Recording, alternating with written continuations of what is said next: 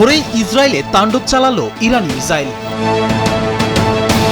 মার্কিন যুদ্ধবিমান F-18 ভূপাতিত করল ইরান। ইসরায়েলের সামরিক জাহাজ জ্বালিয়ে দেওয়ার চেষ্টা ইরানের। সৌদি আরবে মার্কিন ঘাঁটিতে ভয়াবহ বিস্ফোরণ।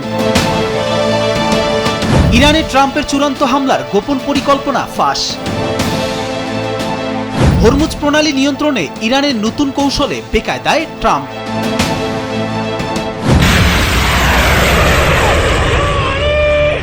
আকাশ থেকে ধেয়ে আসছে ঝাঁকে ঝাঁকে ড্রোন আর প্রিসিশন মিসাইল। সাইরেনের আর্তনাদে প্রকম্পিত ইসরায়েল থেকে শুরু করে পারস্য উপসাগরের মার্কিন সামরিক ঘাঁটিগুলো। শুক্রবার শেষ রাতে ইরানি বাহিনী তাদের আলোচিত অপারেশন ট্রু প্রমিস 4 এর ৮৩তম ধাপের ভয়াবহ আক্রমণ চালিয়েছে। বিস্ফোরণের প্রচণ্ডতায় কেঁপে ওঠে ইসরায়েলের গুরুত্বপূর্ণ শহর আজদোদ। ইরানের অ্যারোস্পেস এবং নৌবাহিনীর সমন্বিত এই হামলায় আজদোদ শহরের তেল শোধনাগার এবং সামরিক অবস্থানগুলো আগুনের কুণ্ডলিতে পরিণত হয়। এছাড়া মাদাইন বসতিতে অবস্থানরত ইসরায়েলি দখলদার বাহিনীর ইউনিটগুলোর ওপর নিখুঁত নিশানায় আঘাত হানে ইরানি ড্রোন, যা পুরো প্রতিরক্ষা ব্যবস্থাকে মুহূর্তেই তছনছ করে দেয়।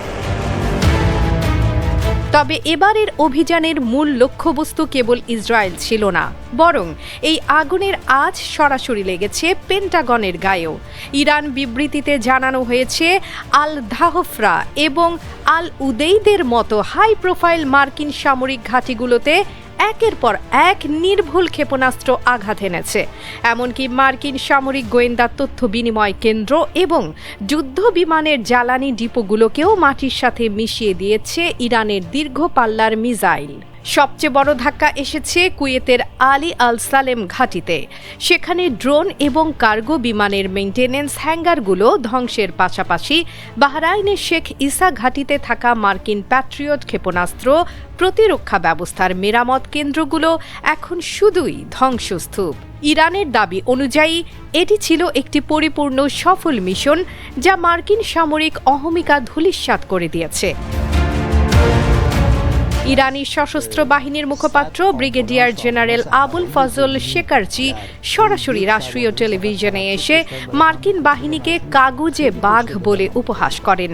তিনি এক চাঞ্চল্যকর পরিসংখ্যানে দাবি করেন, গত ২৮ ফেব্রুয়ারি থেকে শুরু হওয়া এই যুদ্ধে এ পর্যন্ত ৬০০ থেকে ৮০০ মার্কিন সৈন্য নিহত হয়েছে এবং আহতের সংখ্যা প্রায় ৫,০০০। তিনি আরও জানান, মধ্যপ্রাচ্যে অবস্থিত ১৭টি মার্কিন ঘাঁটি এখন ব্যবহারের অনুপযোগী হয়ে পড়েছে।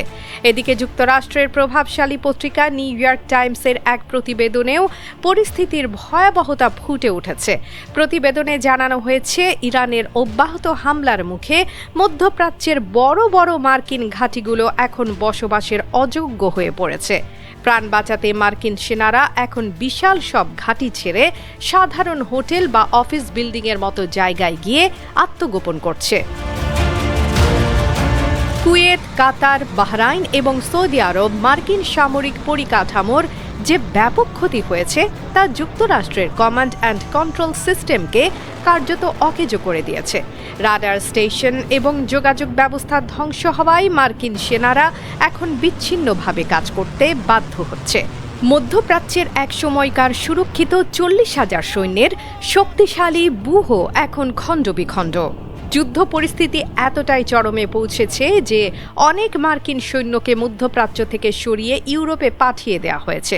পেন্টাগন স্বীকার করেছে যে এই ছড়িয়ে ছিটিয়ে থাকা অবস্থায় ভারী অস্ত্রশস্ত্র পরিচালনা করা অসম্ভব হয়ে পড়েছে, যা ওয়াশিংটনের আঞ্চলিক প্রভাবকে এক গভীর সংকটের মুখে ঠেলে দিয়েছে।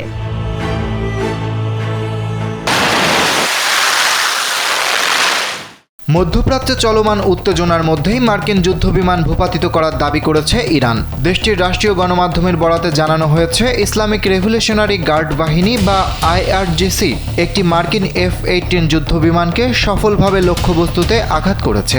এই দাবির পক্ষে একটি ভিডিও প্রকাশ করা হয়েছে। সেখানে আকাশে উড়ন্ত একটি জেটকে আঘাতের পর নিয়ন্ত্রণ হারাতে দেখা যায় বলে দাবি করা হয়। তবে ভিডিওটির সত্যতা স্বাধীনভাবে যাচাই করা সম্ভব হয়নি। অন্যদিকে যুক্তরাষ্ট্রের সেন্ট্রাল কমান্ড এই দাবিকে সম্পূর্ণ মিথ্যা বলে উড়িয়ে দিয়েছে। তাদের বক্তব্য, ইরান কোনো মার্কিন যুদ্ধবিমান ভূপাতিত করতে সক্ষম হয়নি। এর আগেও ইরান দাবি করেছিল তারা একটি মার্কিন F-15 যুদ্ধবিমান ভূপাতিত করেছে। কিন্তু সেন্টকম জানায়, চলমান অপারেশন এপিক ফিউরি চলাকালে ৮,০০০-এরও বেশি যুদ্ধবিমান উড়ানো হলেও একটি বিমানও ভূপাতিত হয়নি। এদিকে ইরান আরও দাবি করেছে যে তারা একটি মার্কিন F-35 স্টেলথ যুদ্ধবিমান ক্ষতিগ্রস্ত করেছে। তাদের অভিযোগ অনুযায়ী ইরানের আকাশসীমায় অভিযানের সময় বিমানটি গোলাগুলির শিকার হয়ে মধ্যপ্রাচ্যের একটি মার্কিন ঘাঁটিতে জরুরি অবতরণ করে। এ বিষয়ে মার্কিন কর্মকর্তারা জরুরি অবতরণের বিষয়টি নিশ্চিত করলেও এটিকে সরাসরি ইরানের হামলা বলে স্বীকার করেননি।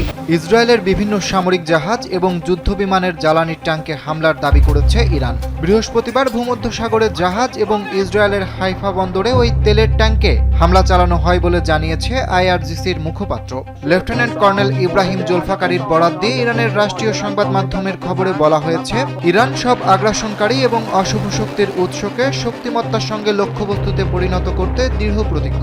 গত 28 ফেব্রুয়ারি থেকে ইরানের উপর যৌথভাবে হামলা চালাচ্ছে যুক্তরাষ্ট্র ও ইসরায়েল। ওই দিন থেকেই পাল্টা জবাব দিতে শুরু করে ইরানও। এভাবেই টানা 28তম দিনে গড়িয়েছে যুদ্ধ। ইসরায়েল ও উপসাগরীয় দেশগুলোতে অবস্থিত মার্কিন সামরিক স্থাপনায় অনবরত হামলা চালিয়ে যাচ্ছে দেশটি। এতে অগ্নিগর্ভ হয়ে উঠেছে গোটা মধ্যপ্রাচ্য। সেই সঙ্গে বিশ্ব জ্বালানি পরিবহনের অন্যতম গুরুত্বপূর্ণ রুট হরমুজ প্রণালী কার্যত বন্ধ করে দিয়েছে তেহরান। এতে সারা বিশ্বে জ্বালানি বাজারে চরম অস্থিরতা শুরু হয়েছে। মধ্যপ্রাচ্যে চলমান উত্তেজনার মধ্যেই সৌদি আরবে অবস্থিত একটি মার্কিন সামরিক ঘাঁটিতে ভয়াবহ বিস্ফোরণের খবর সামনে এসেছে। ইরানের আধা সরকারি সংবাদ সংস্থা তাসনিম নিউজ এজেন্সির বরাত দিয়ে ব্রিটিশ সংবাদ মাধ্যম দ্য গার্ডিয়ান এ খবর জানিয়েছে। প্রতিবেদনে বলা হয়, সৌদি আরবের পূর্বাঞ্চলে অবস্থিত প্রিন্স সুলতান বিমান ঘাঁটিতে ড্রোন হামলার ঘটনা ঘটেছে। ইরানের ইসলামী বিপ্লবী গার্ড বাহিনী বা IRGC দাবি করেছে, উপসাগরীয় অঞ্চলে থাকা একাধিক বিমান ঘাঁটি তাদের হামলার লক্ষ্যবস্তুতে পরিণত হয়েছে। এদিকে নিউ ইয়র্ক টাইমসের এক প্রতিবেদনে দাবি করা হয়েছে, ইরান 13টি সামরিক ঘাঁটিতে হামলা চালিয়েছে। এর মধ্যে কুয়েতে থাকা কয়েকটি মার্কিন ঘাঁটি সবচেয়ে বেশি ক্ষতিগ্রস্ত হয়েছে। কুয়েতের পোর্ট শোয়েবা, আলী আল সালেম বিমান ঘাঁটি এবং বুয়েরিং সামরিক ঘাঁটি ধ্বংস হয়ে গেছে বলে দাবি করা হয়েছে। এছাড়া কাতারের আল উদেইদ বিমান ঘাঁটিতে থাকা যুক্তরাষ্ট্রের শক্তিশালী রাডার ব্যবস্থাও ধ্বংস করার দাবি করেছে ইরান। এই ঘাঁটিটি যুক্তরাষ্ট্রের মধ্যপ্রাচ্য অঞ্চলের গুরুত্বপূর্ণ সামরিক কেন্দ্র। একই সঙ্গে বাহরাইনের মার্কিন নৌবাহিনীর 5th ফ্লিট সদর দপ্তরেও হামলার দাবি করা হয়েছে। তবে যুক্তরাষ্ট্রের প্রতিরক্ষা দপ্তর পেন্টাগন বারবারই এসব দাবি ভিত্তিহীন বলে উড়িয়ে দিয়েছে। মধ্যপ্রাচ্যে উত্তেজনার মধ্যেই ইরানকে ঘিরে নতুন সামরিক প্রস্তুতির খবর সামনে এসেছে।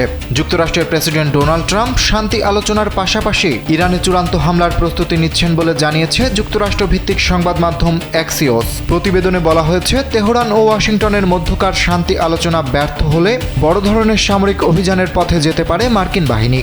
এ বিষয়ে অবগত দুই মার্কিন কর্মকর্তার বরাত দিয়ে জানানো হয়, পরিকল্পনার অংশ হিসেবে ব্যাপক বিমান হামলার পাশাপাশি স্থলবাহিনী মোতায়েনের বিষয়টিও বিবেচনায় রয়েছে। অ্যাক্সিওস লিখেছে, খার্ক, লাড়াক কিংবা আবু মুসারের মতো কৌশলগত গুরুত্বপূর্ণ দ্বীপে আক্রমণ হতে পারে। এছাড়া হরমুজ প্রণালীর পূর্ব দিকে ইরানি তেলবাহী জাহাজে অবরোধ আরোপের মতো পরিকল্পনাও আছে। এ বিষয়ে কিছু মার্কিন কর্মকর্তারা মনে করেন, বড় ধরনের হামলা চালালে তা শান্তি আলোচনায় যুক্তরাষ্ট্রকে বাড়তি সুবিধা এনে দিতে পারে। দুই পক্ষের আলোচনায় যুক্ত থাকা এক ব্যক্তি জানান, তুরস্ক, পাকিস্তান ও মিশর সংলাপ আয়োজনের চেষ্টা চালিয়ে যাচ্ছে। তবে সম্ভাব্য অনেক বিকল্প মার্কিন প্রশাসন ভেবে রাখলেও প্রেসিডেন্ট ডোনাল্ড ট্রাম্প এখনও চূড়ান্ত কোনো সিদ্ধান্ত নেননি। এছাড়া হোয়াইট হাউসের অনেক কর্মকর্তারা স্থল অভিযানকে এখনও কাল্পনিক হিসেবেই দেখছেন। ইরান ইসরায়েল যুদ্ধের প্রভাব পড়েছে কৌশলগতভাবে গুরুত্বপূর্ণ সমুদ্রপথ হরমুজ প্রণালীতে। প্রায় 4 সপ্তাহ ধরে কার্যত বন্ধ রয়েছে এই গুরুত্বপূর্ণ জলপথ, যার ফলে বিশ্বজুড়ে জ্বালানি বাজারে তৈরি হয়েছে চরম অস্থিরতা। পরিস্থিতি দ্রুত স্বাভাবিক হওয়ার কোনো লক্ষণও এখনও চোখে পড়ছে না। পারস্য উপসাগরে ইরানের হুমকি এবং জাহাজে হামলার আশঙ্কায় এই সংকীর্ণ পথ দিয়ে নৌযান চলাচল প্রায় বন্ধ হয়ে গেছে। অথচ বিশ্বের প্রায় 20% জ্বালানি তেল ও প্রাকৃতিক গ্যাস এই পথ দিয়েই পরিবহন করা হয়। পাশাপাশি বৈশ্বিক খাদ্য উৎপাদনের জন্য প্রয়োজনীয় সারের একটি বড় অংশও এই পথ দিয়ে সরবরাহ করা হয়। ফলে প্রণালীটি অচল হয়ে পড়ায় বিশ্ববাজারে জ্বালানি সংকট আরও তীব্র হয়ে উঠছে। এই পরিস্থিতিতে অবরোধ তুলে নিতে কূটনৈতিক উদ্যোগের কথা বলেছেন যুক্তরাষ্ট্রের প্রেসিডেন্ট ডোনাল্ড ট্রাম্প। একই সঙ্গে মধ্যপ্রাচ্যে আরও হাজার হাজার সেনা মোতায়েন এবং তেলবাহী জাহাজগুলোকে মার্কিন নৌবাহিনীর পাহারায় নিরাপদে পার করে দেওয়ার উপায়ও খুঁজছে ওয়াশিংটন।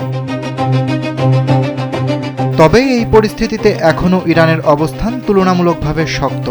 অনেক ক্ষেত্রে তেহরানের পাল্লা যুক্তরাষ্ট্রের থেকে এখনও ভারী। এর একটি বড় কারণ দেশটির অপ্রচলিত যুদ্ধ পদ্ধতি, যেমন সস্তা ড্রোন এবং সমুদ্র মাইনের ব্যবহার। অন্য কারণটি হল ইরানের ভৌগোলিক অবস্থান। এই তিন বাস্তবতার কারণে যুক্তরাষ্ট্র বা অন্য দেশগুলোর পক্ষে এই পথে জাহাজ রক্ষা করা বা সামরিকভাবে এই প্রণালীর নিরাপত্তা নিশ্চিত করা কঠিন হয়ে দাঁড়িয়েছে। এরই মধ্যে প্রণালীটি নিয়ন্ত্রণ করে আর্থিক সুবিধাও পাচ্ছে তেহরান। 23 মার্চ প্রকাশিত লয়েডস লিস্ট ইন্টেলিজেন্সের একটি প্রতিবেদনে বলা হয়, নিরাপদে পারাপারের জন্য অন্তত 2টি যুদ্ধজাহাজ ইরানকে মোটা অঙ্কের অর্থ দিয়েছে। ইরানি কর্মকর্তারা জানিয়েছেন, নির্দিষ্ট জাহাজকে নিরাপদে পার করে দেওয়ার বিনিময়ে এই ফি নেওয়া ভবিষ্যতেও চালু থাকবে।